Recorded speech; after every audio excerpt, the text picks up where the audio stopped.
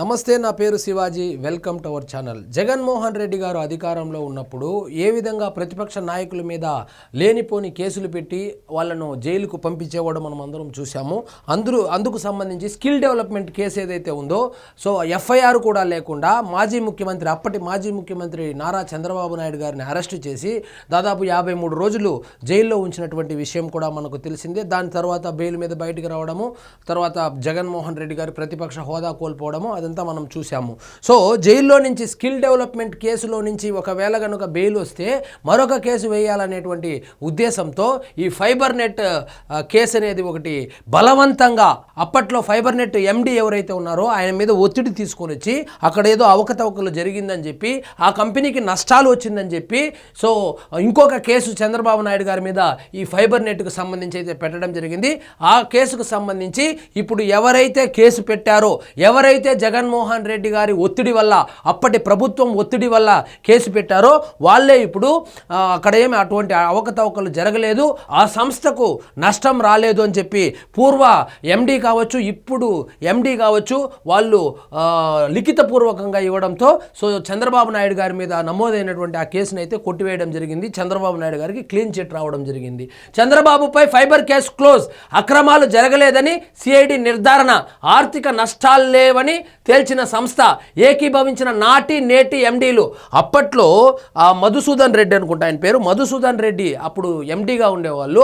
మధుసూదన్ రెడ్డి గారు ఎండీగా ఉన్నప్పుడు, జగన్మోహన్ రెడ్డి గారు ముఖ్యమంత్రిగా ఉన్నప్పుడు ఆయన మీద ప్రెషర్ పెట్టి సో ఈ సంస్థకు చంద్రబాబు నాయుడు గారు ముఖ్యమంత్రిగా ఉన్నప్పుడు అంటే 2014 నుంచి 19 వరకు ఈ సంస్థలో తీసుకున్నటువంటి ఆ నిర్ణయాలు ఏవైతే ఉన్నాయో దానివల్ల సో ఒక కంపెనీకి మేలు చేకూరుస్తా ఈ సంస్థకు నష్టం చేకూర్చేలాగా వ్యవహరించారని చెప్పి కేసు అయితే వేయించడం జరిగింది. ఆ కేసుకు సంబంధించి అప్పట్లో ఎండీగా ఉన్నటువంటి మధుసూదన్ రెడ్డి, ప్రస్తుత మేనేజింగ్ డైరెక్టర్ గీతాంజలి శర్మ, వీళ్ళిద్దరూ ఒక ఒప్పందానికి వచ్చి సంస్థకు ఎటువంటి నష్టం రాలేదు, చంద్రబాబు నాయుడు గారు తీసుకున్నటువంటి నిర్ణయం వల్ల సంస్థకు ఎటువంటి నష్టం కానీ ఎటువంటి ప్రాబ్లమ్స్ కానీ లేవని చెప్పి వాళ్ళు రిటర్న్ స్టేట్మెంట్ ఇస్తే సిఐడి వాళ్ళు క్లీన్ చిట్ ఇవ్వడం జరిగింది. ఫైబర్ నెట్లో అక్రమాలు జరిగాయంటూ జగన్ హయాంలో నాటి ప్రతిపక్ష నేత చంద్రబాబు సహా 16 మందిపై పెట్టిన సిఐడి కేసు ముగిసింది. ఫైబర్ నెట్లో అక్రమాలేవి చోటు చేసుకోలేదని, సంస్థకు ఎలాంటి ఆర్థిక నష్టం జరగలేదని సిఐడి నివేదిక ఇచ్చింది. ఈ నివేదికతో పాటు తాము పూర్తిగా ఏకీభవిస్తున్నామని ఫైబర్ నెట్ పూర్వ managing director M Madhusudan Reddy, ప్రస్తుత మేనేజింగ్ డైరెక్టర్ గీతాంజలి శర్మ విజయవాడలోని ఏసీబీ కోర్టుకు లిఖితపూర్వకంగా తెలియజేశారు.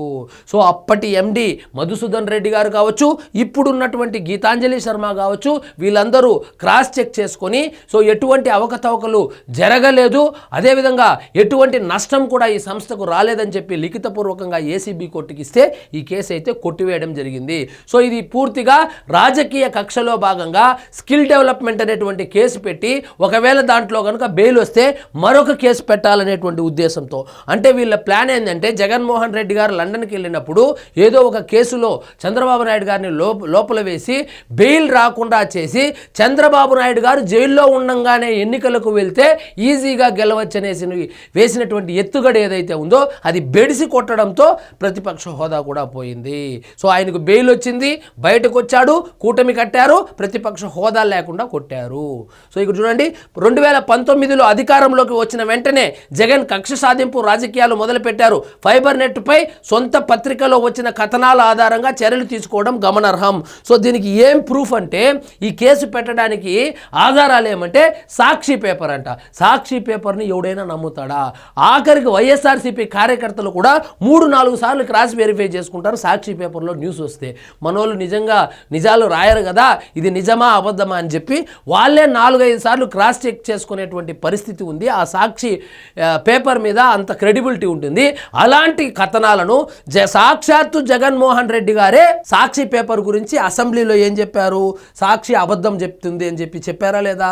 సో అటువంటి అబద్ధపు ఆ వార్తలు ఏదైతే ఉందో దానిని సాక్ష్యంగా తీసుకొని, దానిని ఆధారంగా తీసుకొని మొత్తం 16 మంది మీద అప్పట్లో సిఐడి కేసు పెడితే, సో అప్పుడు ఉన్నటువంటి ఎండి కావచ్చు, ఇప్పుడు ఎండి ఎటువంటి అక్కడ అవకతవకలు జరగలేదని చెప్పి వాళ్ళు లిఖితపూర్వకంగా ఏసీబీ కోర్టుకి సమర్పిస్తే ఆ కేసు అయితే కొట్టివేయడం జరిగింది.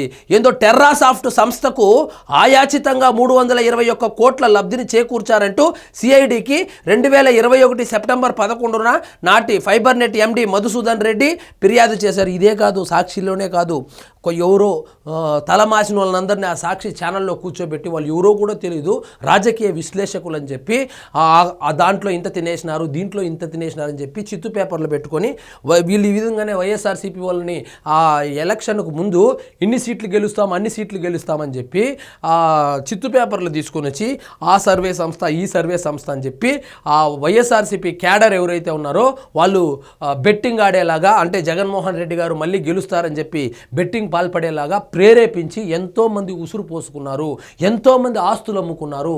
సో సాక్షిలో వచ్చేదంతా నమ్మితే ఇట్లే ఉంటుంది. ఈ కేసు పెట్టిన 2 ఏళ్ల తర్వాత 2023 అక్టోబర్ 11న చంద్రబాబు పేరును చేర్చారు. అయితే భారత్ నెట్ పథకం కింద కేంద్రం నుంచి విడుదలైన 3,840 కోట్లలో 321 కోట్లు టెర్రాసాఫ్ట్కు బదలాయించినట్లుగా సిఐడి నిర్ధారించలేకపోయింది.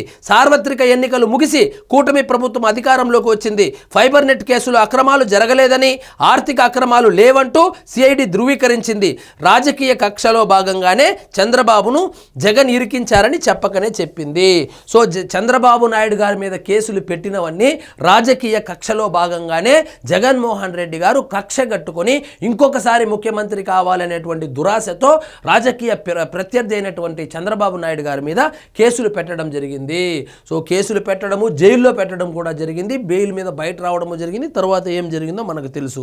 సో మొత్తానికి చంద్రబాబు నాయుడు గారి మీద కక్షపూరితంగా రాజకీయ కక్షలో భాగంగానే ఈ కేసు పెట్టారని చెప్పి ఏసీబీఐ కోర్టు అయితే కేసును మూసివేయడం జరిగింది. సో ఇదండి ఈరోజు మన టాపిక్. మీకు ఈ వీడియో నచ్చినట్లయితే లైక్ చేయండి, షేర్ చేయండి, ఛానల్ మాత్రం సబ్స్క్రైబ్ చేసుకోవడం మర్చిపోవద్దు.